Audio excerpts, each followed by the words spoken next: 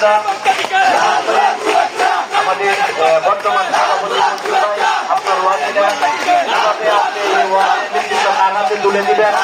তাকে আপনার যোগ্য মনে হয়, তাকে তাকে কর্তা দিবেন এবং সুন্দর একটা কর্মী যুবদলের নেতৃবৃন্দকে নিয়ে উপহার দিবেন। এই আশা এবং প্রত্যাশা ব্যক্ত করে আমি আমার সংক্ষিপ্ত বক্তব্য এখানে